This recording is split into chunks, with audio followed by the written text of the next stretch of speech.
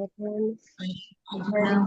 Krishna, Krishna Hare Hare, Hare Ram, Hare Rama, Rama Rama, Hare Hare. Hare Rama, Hare Hare, Hare Krishna, Hare Krishna, Hare Hare Hare Rama, Rama Rama, Hare Hare, Hare Krishna, Krishna Hare Hare Rama, Hare Rama, Rama Hare Hare, Hare Krishna, Krishna Krishna, Hare Hare, Hare Hare Krishna. Hare Krishna, Madhava. ഒരു minute.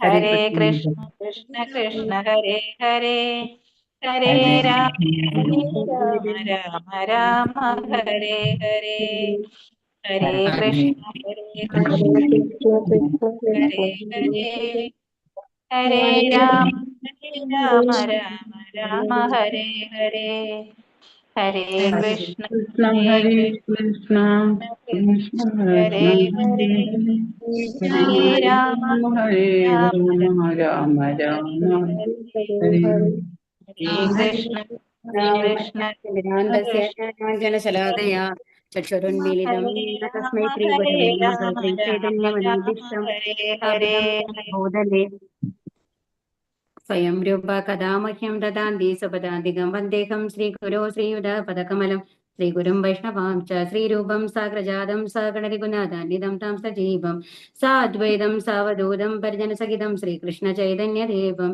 ശ്രീരാധാ കൃഷ്ണപാദാൻ സഗണലളിതാ ശ്രീവിശാഖാന്വിതം ശ ഹേ കൃഷ്ണ കരുണാ സിന്ധോ ദീനബന്ധോ ജഗത്പദേ ഗോപേശ ഗോപികാന്ത രാധാകാന്ത നമോസ്തുതേ തപ്ത കാഞ്ചന ഗൗരാംഗീ രാധേ വൃന്ദാവനീശ്വരി വൃഷഭാനുസുതേ ദേവി പ്രണമാമി ഹരിപ്രിയേ വാഞ്ചാകൽപതരുഭ്യശ്ച കൃപാ സിന്ധുഭ്യേവ ച പതിതാനാം പാവനേഭ്യോ വൈഷ്ണവേഭ്യോ നമോ നമഃ നമോ വിഷ്ണുപാദായ കൃഷ്ണപ്രേഷ്ഠായ ഭൂതലേ ശ്രീമതേ ജയപതാക സ്വാമിൻ ഇതി നാമിനെ നമാചാര്യപാദായ നിതായ കൃപപ്രദായിനെ ഗൗരഗദാമതായ നഗരഗ്രാമതാരിണി നമോ വിഷ്ണുപാദായ കൃഷ്ണപ്രേഷ്ഠായ ഭൂതലേ ശ്രീമതേ ഭക്തി വേദാന്ത സ്വാമിൻ ഇതി നാമിനെ നമസ്തേ സാരസ്വതേ ദേവേ ഗൗരവാണി പ്രചാരിണേ നിർവിശേഷ ശൂന്യവാദി പാശ്ചാത്യ ദേശധാരിണി ജയോ ശ്രീകൃഷ്ണ ചൈതന്യ പ്രഭോ നിത്യാനന്ദ ശ്രീ അദ്വൈത ഗദാധര ശ്രീവാസാദി ഗൗര ഭക്തവൃന്ദ ഹരേ കൃഷ്ണ കൃഷ്ണ കൃഷ്ണ ഹരേ ഹരേ ഹരേ രാമ രാമ രാമ ഹരേ ഹരേ. ഹരേ കൃഷ്ണ. ശ്രീ രാധാഗോവിന്ദ് ടെമ്പിളിന്റെ കീഴിലുള്ള ഭഗവത്ഗീത പഠനത്തിലേക്ക് എല്ലാവർക്കും സ്വാഗതം. ഹരേ കൃഷ്ണ. നിങ്ങൾക്ക് ഇത് കാണാൻ സാധിക്കുന്നുണ്ടോ?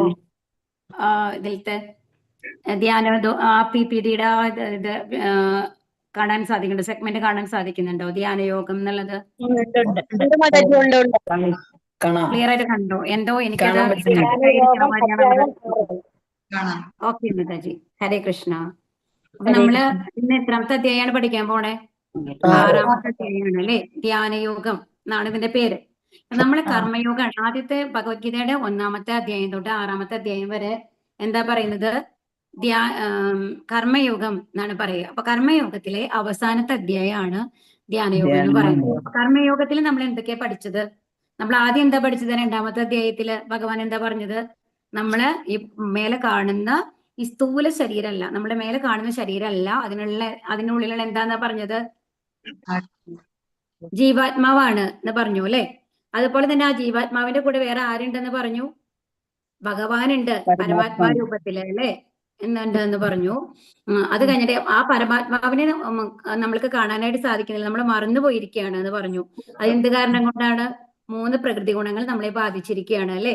അത് ഏതൊക്കെ ഗുണങ്ങളാണ് പറഞ്ഞത്? സത്വഗുണം, രജോ ഗുണം, തമോ ഗുണം. ഈ 3 ഗുണങ്ങൾ നമ്മളെ ബാധിച്ചിരിക്കുകയാണ്. അപ്പൊ അതിനനുസരിച്ച് നമ്മൾക്ക് കിട്ടുന്ന ശരീരത്തിനനുസരിച്ചാണ് നമ്മൾ പ്രവർത്തിക്കാൻ സാധിക്കുള്ളൂ എന്നുള്ളതും പറഞ്ഞു. കാരണം നമ്മുടെ ശരീരം, അതായത് നമ്മൾ മനുഷ്യ ശരീരത്തിന്റെ ഉള്ളിലാണെങ്കിൽ നമ്മൾ മനുഷ്യനെ പോലെ ചിന്തിക്കുന്നു അല്ലെ? ഒരു നായയുടെ ഉള്ളിലാണെങ്കിലോ ആ നായയെ പോലെ ചിന്തിക്കും. ഒരു പക്ഷിയുടെ ഉള്ളിലാണെന്നുണ്ടെങ്കിലോ ഏത് പക്ഷിയാണോ ആ പക്ഷിയുടെ രീതിയിലാണ് ചിന്തിക്കാൻ സാധിക്കുള്ളൂ. അതിന്റെ ഭക്ഷണ കാര്യങ്ങളൊക്കെ നമ്മൾക്ക് ശരീരം മാറുന്നതിനനുസരിച്ച് മാറും അല്ലെ? ഒരു മനുഷ്യൻ കഴിക്കുന്ന ആഹാരങ്ങളായിരിക്കണം എന്നില്ല ഒരു പന്നി കഴിക്കുന്നത്. അതിനിഷ്ടമുള്ള സാധനങ്ങൾ വേറെ ആയിരിക്കും. ഒരു പൂച്ച കഴിക്കുന്നത്, ഒരു കാക്ക കഴിക്കുന്നത്, എല്ലാം വ്യത്യാസമല്ലേ? അപ്പോ ഒരേ ജീവാത്മാവാണ് പല ശരീരത്തിൽ കൂടി പോകുന്നത് എന്നുണ്ടെങ്കിൽ കൂടി എന്താണ് അതിന് അതിൻ്റെതായിട്ടുള്ള സ്വാതന്ത്ര്യം ഉണ്ടാവില്ല. കാരണം നമ്മൾ എന്താണ് ബന്ധിക്കപ്പെട്ട മാതിരിയാണ്. ഏത് ശരീരത്തിന്റെ ഉള്ളിലാണോ ആ ശരീരത്തിനനുസരിച്ച് മാത്രമാണ് പ്രവർത്തിക്കാൻ സാധിക്കുന്നത്, അല്ലേ? അത് പറഞ്ഞു തന്നു. അപ്പൊ അതിന് എന്താ പറഞ്ഞത്? അപ്പൊ കർമ്മങ്ങൾ ചെയ്യണം. അപ്പൊ നമ്മൾ എന്തുകൊണ്ടാണ് നമ്മൾക്ക് വിവിധ രീതിയിലുള്ള ഈ ശരീരങ്ങൾ കിട്ടിയിട്ടുള്ളത്?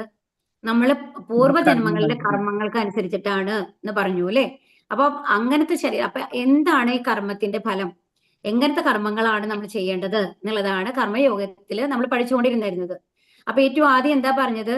നമ്മൾക്ക് ഓരോ ഭൗതിക ആഗ്രഹങ്ങൾ വരുമ്പോ അതിനനുസരിച്ച് നമ്മൾ പ്രവർത്തിക്കുമ്പോൾ ആ പ്രവൃത്തികൾക്കനുസരിച്ച് നമ്മൾക്ക് ഒരു പ്രതികരണങ്ങളുണ്ട്. കാരണം അത് നല്ല ഫലമാവാം അല്ലെങ്കിൽ ചീത്ത ഫലമാവാം. അപ്പൊ നല്ല ഫലം അനുഭവിക്കാനാണെങ്കിലും ചീത്ത ഫലം അനുഭവിക്കാനാണെന്നുണ്ടെങ്കിലും നമ്മൾ ഈ ലോകത്തേക്ക് വരണം. കാരണം അപ്പൊ അതുകൊണ്ടാണ് നമ്മൾക്ക് വ്യത്യസ്ത രീതിയിലുള്ള നല്ല കാര്യങ്ങളാണ് നമ്മൾ ചെയ്തിട്ടുള്ളത് എന്നുണ്ടെങ്കിൽ അതിനനുസരിച്ചുള്ള ഒരു ശരീരം നമ്മൾക്ക് കിട്ടും, അതിനനുസരിച്ചുള്ള സൗകര്യമുള്ള ഒരു വീട്ടിൽ നമ്മൾ ജനിക്കും, ഒരു സുഖപ്രദമായിട്ടുള്ള ജീവിതം നമ്മൾക്ക് ലഭിക്കും. അതല്ല നമ്മളുടെ പ്രവൃത്തികളൊക്കെ അത്രയും നല്ലതല്ലായിരുന്നു എന്നുണ്ടെങ്കിൽ അതിനനുസരിച്ചുള്ള ഒരു ജീവിത സാഹചര്യങ്ങളാണ് നമ്മൾക്ക് ഉണ്ടാവുക. അധികവും നമ്മൾക്ക് ലഭിക്കുക എന്താണ്? ദുഃഖങ്ങളായിരിക്കും എന്നുള്ളതാണ്. അപ്പൊ സുഖങ്ങളും ദുഃഖങ്ങളും ഓരോരുത്തർക്കും വേറെ വേറെ വരുന്നത് എന്താണെന്നുണ്ടെങ്കിൽ നമ്മളുടെ പൂർവ്വജന്മത്തിലെ പ്രവൃത്തികൾക്ക് അനുസരിച്ചിട്ടാണ്. അപ്പൊ നമ്മുടെ കർമ്മങ്ങൾ എങ്ങനെ ഉണ്ടാവണം? നമ്മുടെ കർമ്മങ്ങൾ കൊണ്ട് നമ്മൾക്ക് ദുഃഖങ്ങളോ സന്തോഷങ്ങളോ ഒന്നും ഇല്ലാത്ത മാതിരി വരികയാണെന്നുണ്ടെങ്കിൽ നമ്മൾക്ക് ഇവിടെ നിന്ന് അപ്പൊ എന്താണ് ദുഃഖങ്ങളോ സുഖങ്ങളോ അനുഭവിക്കാനാണ് ഓരോരുത്തരും ഇവിടെ വരുന്നത്, അല്ലെ?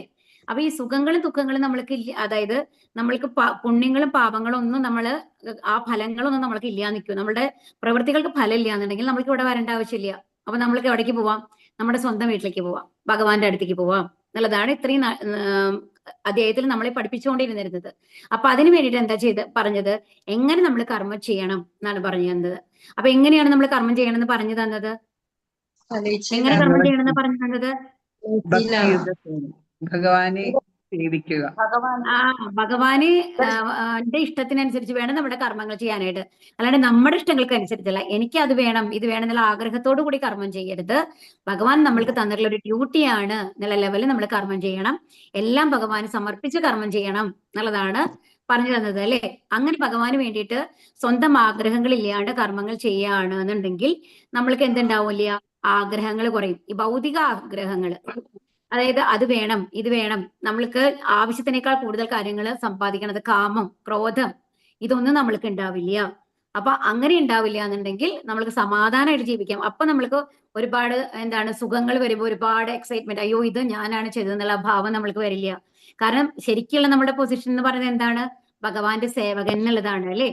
ഭഗവാന്റെ അംശമാണ്, ഭഗവാനാണ് നമ്മൾ സൃഷ്ടിച്ചിട്ടുള്ളത്. എല്ലാം നമ്മൾക്ക് A to Z നമ്മൾക്ക് ഇവിടെ ജീവിക്കാനുള്ള കാര്യങ്ങൾ തരുന്നതും ആരാണ്? ഭഗവാനാണ്. ഇപ്പൊ നമ്മൾ പറയുന്നു നമ്മുടെ ഈ വീട് നമ്മളുടേതാണെന്ന് നമ്മൾ പറയുന്നു, അല്ലെ? അപ്പൊ എന്റെ വീടാണ്, അപ്പൊ എന്റെ വീട്ടിൽ എനിക്ക് ഇഷ്ടത്തിന് എങ്ങനെ വേണമെങ്കിൽ ഇരിക്കാം എന്നുള്ള മാതിരി ഒരു ആറ്റിറ്റ്യൂഡ് എപ്പോഴും നമ്മൾക്ക് തോന്നാറുണ്ട് നമ്മുടെ വീട്ടിൽ വരുമ്പോ. പക്ഷേ ഈ വീട് കെട്ടിയത് ആരാണ്? നമ്മളാണോ? അല്ല. കുറെ ജോലിക്കാരെ വെച്ച് നമ്മൾ പണം കൊടുത്തിട്ടുണ്ട്, അല്ലേ? ആ പണം കൊടുത്തു കഴിഞ്ഞിട്ട് ആ പണം എവിടെ നിന്ന് വന്നതാണ്? നമ്മൾ അധ്വാനിക്കുമ്പോൾ, നമ്മളൊരു ജോലി ചെയ്യുമ്പോൾ ആരോ നമ്മൾക്ക് തന്നതാണ്. അത് നമ്മളുടെ അല്ല. ശരിക്കും പറഞ്ഞാല് നമ്മുടെ അധ്വാനത്തിന്റെ ഫലമായിട്ട് നമ്മൾക്ക് കിട്ടുന്നതാണ് ആ പണം, അല്ലെ? ആ പണം നമ്മൾ എന്ത് ചെയ്യുന്നു? പല ആൾക്കാരെ കൊണ്ട് പണിക്കാർക്ക് കൊടുത്തിട്ട് ഈ വീട് കെട്ടിക്കുന്നു. ഓക്കെ, അതും നമ്മൾ സമ്മതിക്കാം. അവർക്ക് നമ്മൾ പണം കൊടുത്തിട്ടാണല്ലോ നമ്മൾക്ക് വീട് കെട്ടി തന്നിട്ടുള്ളത്. പക്ഷെ ഈ വീട് കെട്ടാനുള്ള ഏറ്റവും ബേസിക് ആയിട്ടുള്ള സാധനങ്ങൾ എവിടെ നിന്ന് വന്നതാണ്? കല്ല്, മണ്ണ്, അങ്ങനത്തെ സാധനങ്ങളൊക്കെ.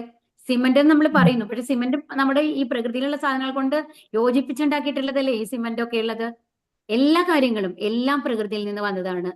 കല്ല് ആരെങ്കിലും ഉണ്ടാക്കി? ഇപ്പൊ നമ്മളുടെ ഏതെങ്കിലും ശാസ്ത്രജ്ഞന്മാർക്ക് കല്ലുണ്ടാക്കാനായിട്ട് സാധിക്കുമോ?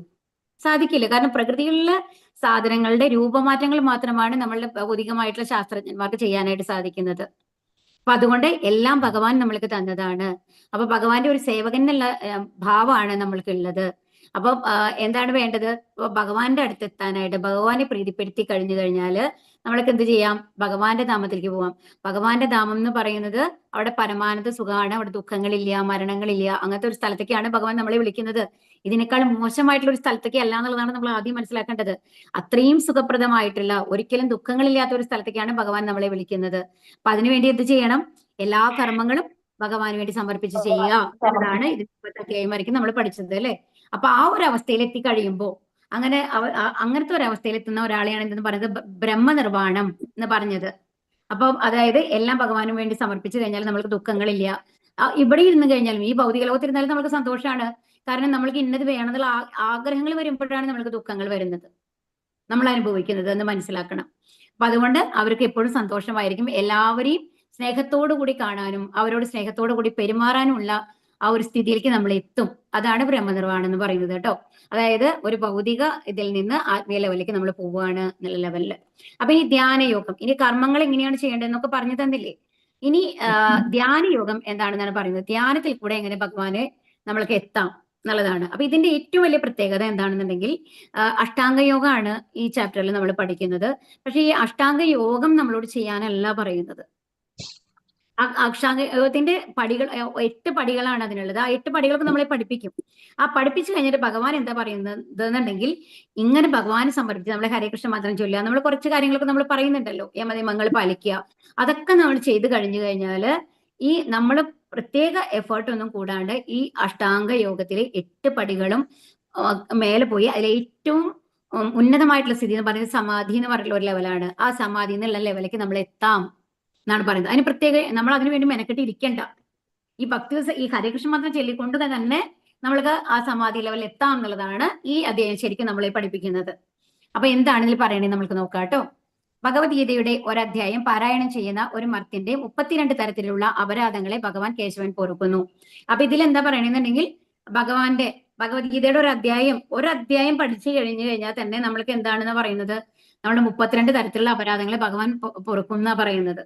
അപ്പൊ ഈ ഭഗവത്ഗീത പഠിക്കാന്ന് പറയുന്നത് എത്ര മഹത്തായിട്ടുള്ള ഒരു കാര്യമാണ് എന്നാണ് പറയുന്നത്.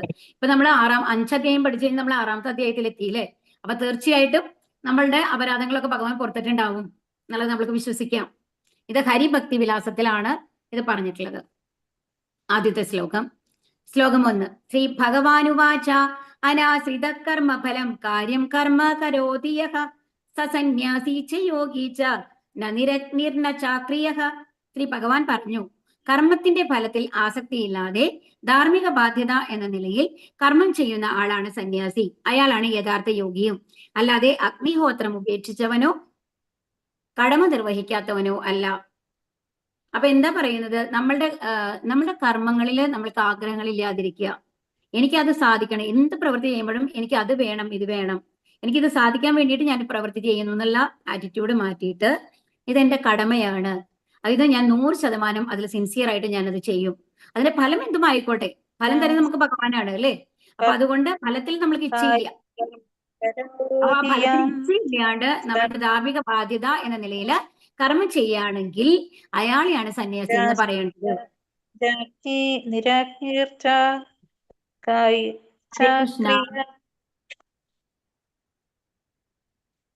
ഹരേ കൃഷ്ണ. ഹരേ കൃഷ്ണ. എല്ലാവരും ഒന്ന് മ്യൂട്ടിലിരിക്കണം കേട്ടോ.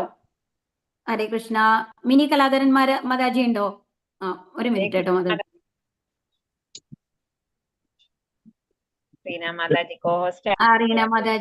റീന മാതാജി ഒന്ന് ഹാൻഡ് റൈസ് ചെയ്യൂ. ഹരേ കൃഷ്ണ. ഹാൻഡ് റൈസ് ചെയ്തു മാതാജി. കണ്ടോ? മാതാജി ഹരേ കൃഷ്ണ. ഓക്കെ. അപ്പൊ എന്താ നമ്മൾ പറഞ്ഞിട്ട് വന്നിരുന്നത്? അപ്പൊ ഒരു സന്യാസി എന്ന് പറഞ്ഞു കഴിഞ്ഞാൽ കർമ്മത്തിന്റെ ഫലത്തിൽ ആസക്തി ഉണ്ടാവില്ല എന്നുള്ളതാണ്. അല്ലാതെ എല്ലാ ബന്ധങ്ങളും ഉപേക്ഷിച്ച് പോകണ്ട എന്നുള്ളതാണ് പറയുന്നത്. ബന്ധം ഉപേക്ഷിച്ച് പോകാന്ന് പറഞ്ഞാൽ അതിന്റെ അർത്ഥം എന്താണ്? ആ ഒരു പക്ഷേ ഒരു സ്ഥാപനത്തിന്റെ ഉടമയായിരിക്കാം, ഒരു വീടിന്റെ നാഥനായിരിക്കാം, പല ലെവലിലിരിക്കുന്ന ആൾക്കാരായിരിക്കാം അല്ലെ. അവര് സന്യാസത്തിന് പോകുമ്പോ എന്താ ചെയ്യുന്നത്? അവരെ കടമകളെ ഉപേക്ഷിച്ചുകൊണ്ടാണ് പോകുന്നത്. ആ കടമ ചെയ്യാതിരിക്കാൻ വേണ്ടിയിട്ട് അങ്ങനെ പോവുകയാണെന്നുണ്ടെങ്കിൽ അതിനെ സന്യാസം എന്ന് പറയാൻ പറ്റില്ല എന്നാണ് പറയുന്നത്. അതാണ് അഗ്നിഹോത്രം ഉപേക്ഷിച്ചവ. അഗ്നിഹോത്രം എന്ന് പറഞ്ഞു കഴിഞ്ഞാല് നമ്മള് അഗ്നിയില് ഇത് വെച്ചിട്ട് ഹോമകുണ്ഡം ജ്വലിപ്പിച്ചുകൊണ്ട് യജ്ഞങ്ങൾ ചെയ്യുന്നതാണ്. ആ യജ്ഞങ്ങൾ ഇരിക്കലല്ല സന്യാസി എന്ന് പറഞ്ഞു കഴിഞ്ഞാൽ ഏത് കർമ്മവും ചെയ്യേണ്ട എന്നുള്ളതാണ് ഇവിടെ ഉദ്ദേശിക്കുന്നത് കേട്ടോ. അതായത് ഒരു കർമ്മവും ചെയ്യാണ്ടിരിക്കുക സന്യാസം. അതായത് അപ്പൊ കർമ്മഫലങ്ങളില്ലല്ലോ ആ ലെവലില്. അതല്ല ശരിക്കും പറഞ്ഞാൽ എന്താണ് അപ്പൊ കർമ്മം ചെയ്യണം, കർമ്മത്തിന്റെ ഫലം ഉപേക്ഷിക്കുക മാത്രമാണ് ചെയ്യേണ്ടത് എന്നുള്ളതാണ് ഇവിടെ ഭഗവാൻ പറയുന്നത് കേട്ടോ. ഇതാണോ യോഗ? അപ്പൊ ഈ യോഗം എന്നാണ് പറയുന്നത് അല്ലെ, ധ്യാന യോഗം. യോഗം എന്ന് പറഞ്ഞാൽ നമ്മൾ പറഞ്ഞു ഭഗവാനുമായിട്ട് ബന്ധിപ്പിക്കുന്ന എല്ലാം യോഗങ്ങളാണ്. അപ്പൊ ഇവിടെ നോക്കൂ, ഇവിടെ യോഗ ചെയ്യുന്ന കണ്ടില്ല. ഇപ്പൊ നമ്മൾ പലരും ഇപ്പോ നമ്മളുടെ ഈ ഭൗതിക ലോകം എന്ന് പറയുന്നത് ഒരുപാട് പേര് എല്ലാവരും ജോലിക്ക് പോകുന്ന ആൾക്കാരാണ് അല്ലേ. മുമ്പെന്ന് പറഞ്ഞ സ്ത്രീകളെ മുക്കാ ഭാഗം ആൾക്കാരും എങ്ങനെയുണ്ടായിരുന്നു, വീട്ടമ്മമാരായിരുന്നിരിക്കും, അങ്ങനെയൊക്കെയാണ്. ഇപ്പൊ എന്ന് പറയുമ്പോൾ ഒന്ന് ആലോചിച്ച് നോക്കൂ, എല്ലാവരും ജോലിക്ക് പോകുന്ന ആൾക്കാരാണ്.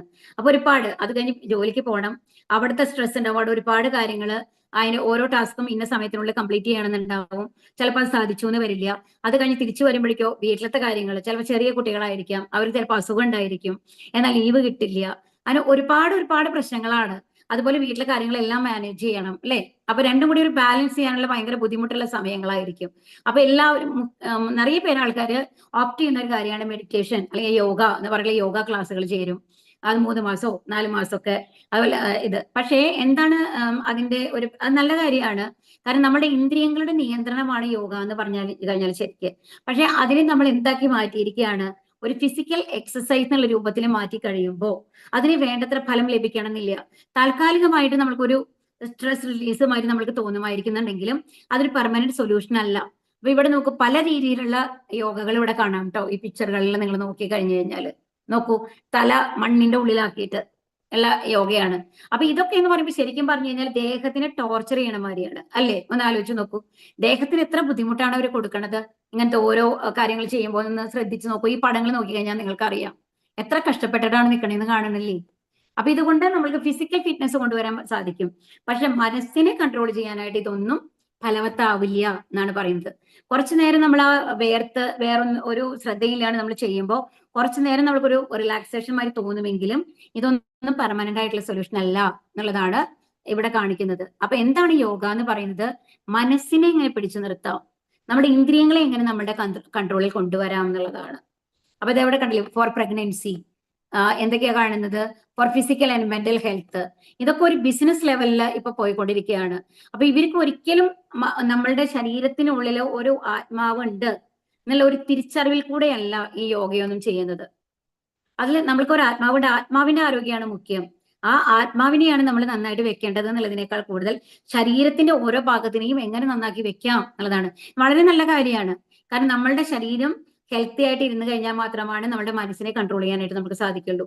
ഒരു ദിവസം നമുക്ക് നല്ല പനിയാണെന്നുണ്ടെങ്കിൽ വീട്ടിലെ എല്ലാ കാര്യങ്ങളും ചെയ്യേണ്ടത് നമ്മളാണെന്നുണ്ടെങ്കിൽ എത്ര ടെൻഷൻ എടുക്കും നമ്മളൊന്ന് ആലോചിച്ച് നോക്കുള്ളൂ. എല്ലാവരോടും നമുക്ക് ദേഷ്യം വരാൻ തുടങ്ങും അല്ലെ. ഹരേ കൃഷ്ണ.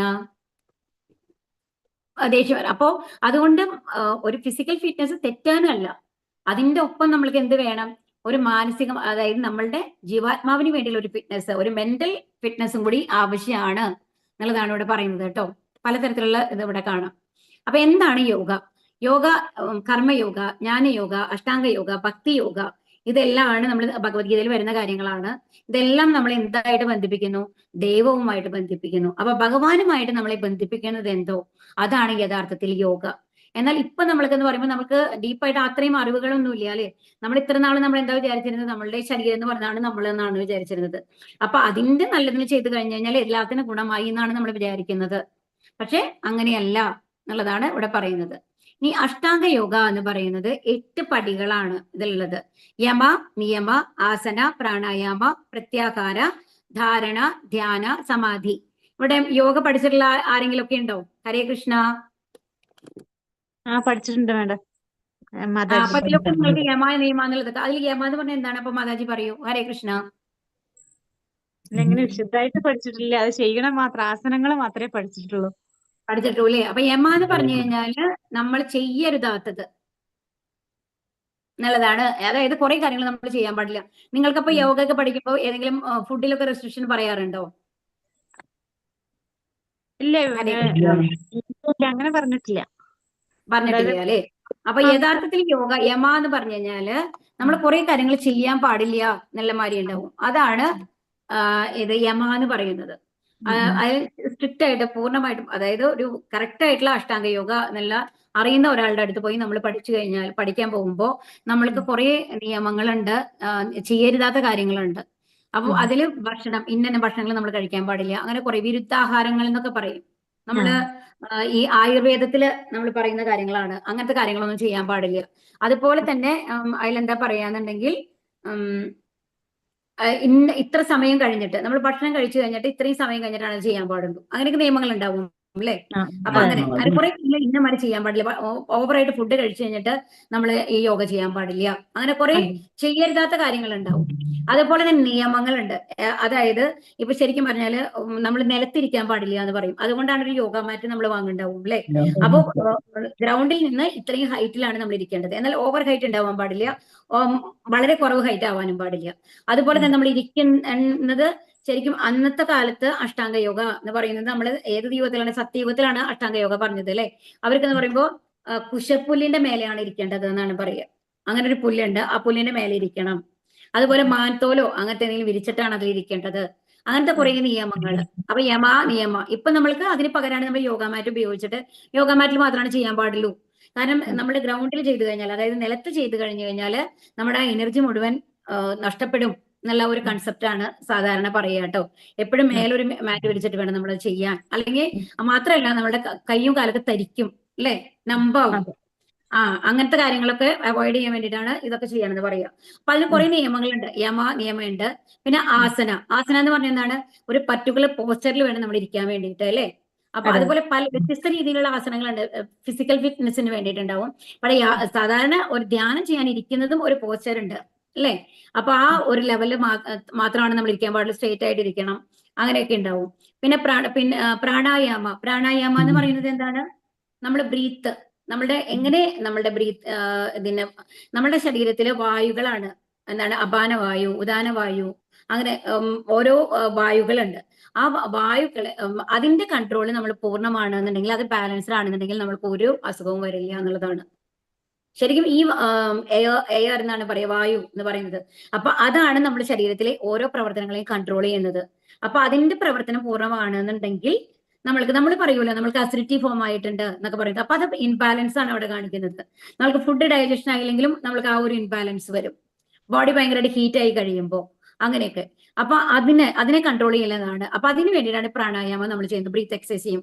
ഒരു മൂക്ക് അടച്ചു പിടിച്ച് കഴിഞ്ഞിട്ട് മറിയക്കൂടെ അല്ലെ? ഇൻഹെയിൽ ചെയ്യുക, എക്സെയിൽ ചെയ്യുക. അതൊക്കെ നിങ്ങൾ ചെയ്ത് പരിചയമുള്ള ആൾക്കാർക്ക് അറിയാം. പ്രാണായാമം ചെയ്യുന്നത് വളരെ നല്ലതാണെന്ന് പറയും. ഇനി പ്രത്യാഹാര എന്ന് പറയുന്നത് എന്താണ്? എല്ലാ ഇന്ദ്രിയങ്ങളെയും. അപ്പൊ അങ്ങനെ ആ ഒരു ലെവലിൽ ഇരുന്ന് കഴിഞ്ഞിട്ട് എന്ത് ചെയ്യണം? എല്ലാ ശ്രദ്ധയും നമ്മുടെ കടച്ച് എല്ലാത്തിനെയും ഉള്ളിലേക്ക് വലിക്കുകയാണ്. എല്ലാ ഇന്ദ്രിയങ്ങളെയും ഉള്ളിലേക്ക് വലിച്ചുകൊണ്ട് ഉള്ളിൽ കോൺസെൻട്രേറ്റ് ചെയ്യുക. അപ്പോഴാണ് നമ്മൾ പറയും അല്ലെ, ഓരോ മണിപ്പൂരക ചക്രം, അതായത് പൊക്കിൾക്കുടിയുടെ അവിടെ കോൺസെൻട്രേറ്റ് ചെയ്യുക, അതിന്റെ മേലേക്ക് കൊണ്ടുവരിക. അത് കഴിഞ്ഞിട്ട് എന്താണ്, പുരിയങ്ങളുടെ ഇടയിലേക്ക് വരെ കൊണ്ടുവരും. അങ്ങനെയൊക്കെ ചെയ്യുമ്പോൾ എനിക്ക് പൂർണ്ണമായിട്ട് അറിയുന്ന കാര്യമല്ല. അപ്പൊ പ്രത്യാഹാര എന്നുള്ള ഇതെന്ന് പറഞ്ഞു കഴിഞ്ഞാൽ എല്ലാ ഇന്ദ്രിയങ്ങളെയും ഉള്ളിലേക്ക് വലിച്ചുകൊണ്ട് നമ്മൾ ഉള്ളിലേക്ക് നമ്മുടെ കോൺസെൻട്രേഷൻ ഫുള്ള് കൊണ്ടുവരിക എന്നുള്ളതാണ്. അപ്പൊ ചില ഇതിൽ വന്നിട്ട് ഒരു ഒരു ലൈറ്റ് മാതിരി കാണുന്നോ, കണ്ണടച്ച് അങ്ങനെ അതിനെ കോൺസെൻട്രേറ്റ് ചെയ്യണതോ അങ്ങനെയൊക്കെ പറയാറുണ്ട്. അപ്പൊ അതാണ് പ്രത്യാഹാര എന്ന് പറയുന്നത്. അത് കഴിഞ്ഞിട്ട് ധാരണ എന്ന് പറയുന്നത് പൂർണ്ണ ശ്രദ്ധയോടുകൂടി നമ്മൾ ഇരിക്കാൻ ശ്രമിക്കുന്നതാണ്. എന്നിട്ട് ധ്യാനം എന്ന് പറഞ്ഞു കഴിഞ്ഞാൽ എല്ലാ ശ്രദ്ധയും നമ്മൾ കോൺസെൻട്രേറ്റ് ചെയ്ത് കഴിഞ്ഞിട്ട് ഭഗവാനാണെന്നെങ്കിൽ ഏതെങ്കിലും രൂപത്തെ നമ്മളാണെങ്കിൽ ആ രൂപത്തെ ധ്യാനിക്കുന്ന ഒരു ലെവലിലേക്ക് വരിക. സമാധി എന്ന് പറഞ്ഞാൽ ആ ലെവലിൽ നമുക്ക് എത്ര നേരം വരെ ആണെങ്കിൽ ഇരിക്കാനുള്ള ഒരു കഴിവിൽ നമ്മൾ എത്തുന്നതാണ്. 1 മണിക്കൂറോ 2 മണിക്കൂറോ 3 മണിക്കൂറോ ആ അവസ്ഥയിൽ നമുക്ക് ഇരിക്കാൻ സാധിക്കും. പുറത്ത് എന്ത് നടന്നാലും, ഒരു ഭൂകമ്പം നടന്നാലും നമ്മൾ അറിയില്ല എന്നുള്ള ഒരു അവസ്ഥയിൽ എത്തുന്നതാണ് സമാധി എന്ന് പറയുന്നത്. അപ്പൊ ഇതാണ് അഷ്ടാംഗ യോഗയുടെ സ്റ്റെപ്പ് എന്ന് പറയുന്നത്. അപ്പൊ ഇതിന്റെ ബുദ്ധിമുട്ട് എന്താണെന്നുണ്ടെങ്കിൽ നിയമ എന്ന് പറയുന്നത് തന്നെ നമ്മുടെ ആഗ്രഹം എന്താണ്, ഭക്ഷണങ്ങൾ തന്നെ നിയന്ത്രിക്കാൻ നമ്മൾക്ക് ഭയങ്കര കഷ്ടമാണ് അല്ലെ? ഈ ഓരോ നിയമങ്ങൾ ഇന്ന മാതിരി ഇരിക്കണം, ആ ഒരു പോസ്ചറിൽ 2-3 മണിക്കൂർ ഇരിക്കുക എന്ന് പറയുന്നത് നടക്കുന്ന കാര്യമാണോ? എല്ലാവരെ കൊണ്ട് സാധിക്കുന്ന കാര്യമല്ല അല്ലെ? അതുപോലെ തന്നെ എല്ലാ ഇന്ദ്രിയങ്ങളെയും നമ്മുടെ കണ്ണടച്ചു കഴിയുമ്പോഴേക്കും ആയിരിക്കും കാതിലൊരു ശബ്ദം കേൾക്കുക, അയ്യോ അവിടെ എന്തോ നടക്കുന്നുണ്ട്, അയ്യോ എന്തെങ്കിലും ഇടിഞ്ഞു പൊളിഞ്ഞ് വീണോ പുറത്ത്, എന്താ നടക്കണേന്ന് അറിയില്ല. ഇങ്ങനത്തെ കാര്യങ്ങളൊക്കെയാണ് നമ്മുടെ ഉള്ളിൽ വരിക ഇരിക്കുമ്പോ അല്ലെ? അപ്പൊ അത് അത്ര എളുപ്പമുള്ള കാര്യമല്ല ഈ ഇന്ദ്രിയങ്ങളെയൊക്കെ നിയന്ത്രിച്ചുകൊണ്ട് എല്ലാം കോൺസെൻട്രേറ്റ് ചെയ്തുകൊണ്ട്. കാരണം നമ്മുടെ വീട്ടിൽ നമ്മൾ മാത്രമായിരിക്കണം എന്നില്ല. അപ്പൊ ഇതൊക്കെ ശരിക്കും ചെയ്യാൻ പറ്റുന്ന വിജനമായ സ്ഥലത്ത്, ഒരാളില്ലാത്ത സ്ഥലത്ത് പോയി ഇരുന്ന് കഴിഞ്ഞാൽ വേണമെങ്കിൽ നടക്കുമായിരിക്കാം. പക്ഷെ നമ്മുടെ വീട്ടിന്റെ ഉള്ളിൽ ഇരുന്നുകൊണ്ട് ഇത് ചെയ്യാന്ന് പറഞ്ഞാൽ അത്ര എളുപ്പമല്ല. അതുകൊണ്ട് സമാധി ലെവലിൽ എത്താൻ ആണെന്ന് പറഞ്ഞാൽ നമ്മുടെ ഈ 100 കൊല്ലം നമ്മൾക്ക് മതിയാവില്ല. ഒരുപാട് കാലങ്ങൾ എടുക്കും, ചിലപ്പോൾ ജന്മങ്ങൾ എടുക്കും സമാധി ലെവലിലേക്ക് നമ്മൾ എത്താൻ എന്നാണ് പറയുന്നത്. അപ്പൊ അതുകൊണ്ട്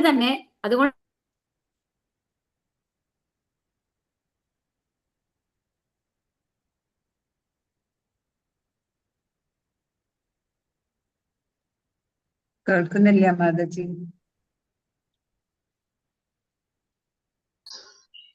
ഹരേ കൃഷ്ണ മാതാജി, കേൾക്കുന്നില്ല മാതാജി.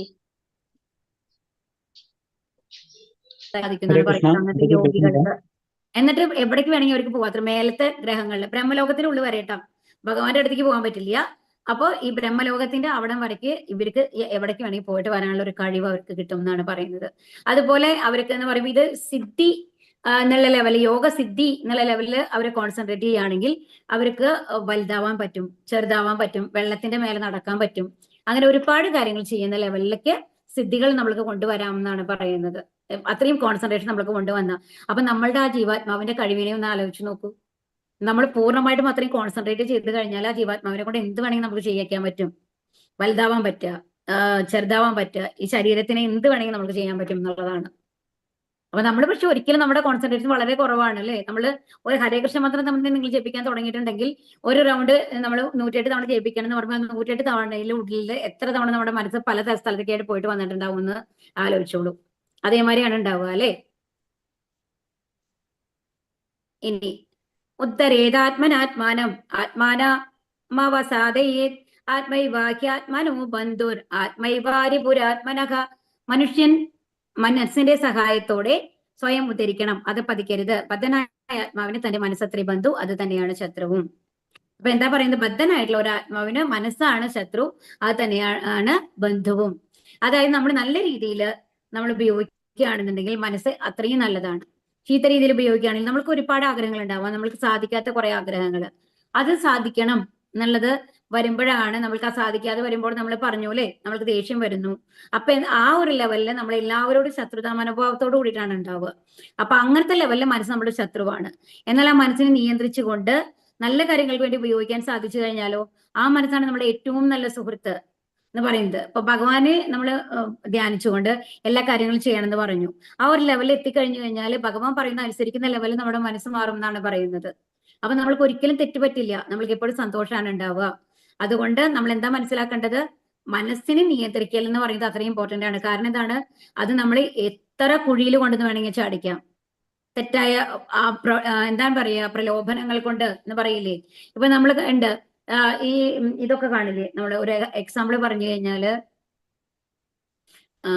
എന്താ പറയാ, കുറച്ച് പൈസ കൊടുത്തു കഴിഞ്ഞിട്ട് റൊട്ടേറ്റ് ചെയ്ത് ഇത്ര പൈസ കിട്ടും എന്നൊക്കെ പറഞ്ഞു കഴിഞ്ഞിട്ട് അതിലൊക്കെ വീഴുന്ന ആൾക്കാരുണ്ട്. അയ്യോ നമ്മൾ ഇത്ര കുറച്ച് പൈസയല്ലേ പോകുന്നുള്ളൂ, എന്നാലും കുഴപ്പമില്ല നമുക്ക് ട്രൈ ചെയ്യാം എന്നൊക്കെ പറഞ്ഞു കഴിഞ്ഞാൽ ട്രാപ്പിൽ വീഴുന്ന ആൾക്കാരുണ്ട് കുറെ പേര്. ഒരു ഷോർട്ട് കട്ട് മെത്തേഡ്.